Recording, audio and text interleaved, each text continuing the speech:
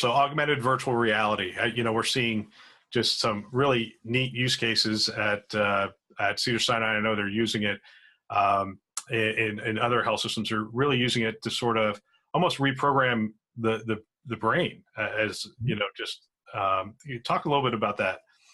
Well, I'm sitting right across the room from me. I already have my antique Oculus device from Facebook, and I barely ever use that one. It's connected to, it was $600 originally. I think it's now $200, but I had to get the $2,000 fast computer.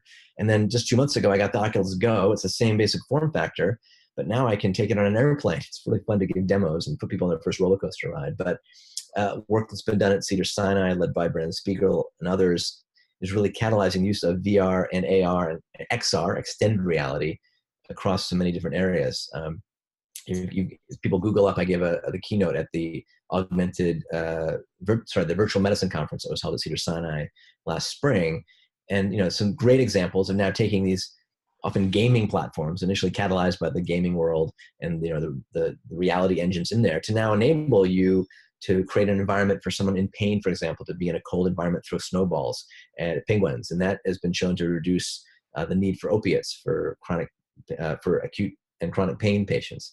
There's obviously the use of VR and AR now in surgical training. Some very exciting startups from OSO VR, for example, can take an orthopedic surgeon, put them in the virtual operating room, give them the actual kit from Stryker or another orthopedic company, let them practice with essentially the actual instruments on the patient or the fracture type that they're about to do a procedure on. So I was trained in the see one, do one, teach one world. It's going to be a future of see one, sim one, sim one, sim one, until you get it right, and often simulate that exactly on the anatomy of the patient you're about to operate on.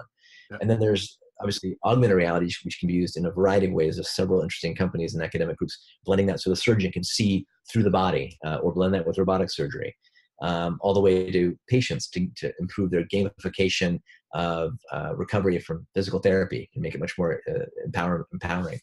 And so I think that's a great example of a field that, 5 years ago, you couldn't have bought an Oculus type thing for $5 million. Now it's essentially $200 available on Amazon.com. And these systems are being democratized where folks around the world, you don't need to be in an academic center, or you can be in Timbuktu and be programming for these and selling them online, and even doing virtual trials that could accelerate the use of VR and AR and XR in a variety of ways.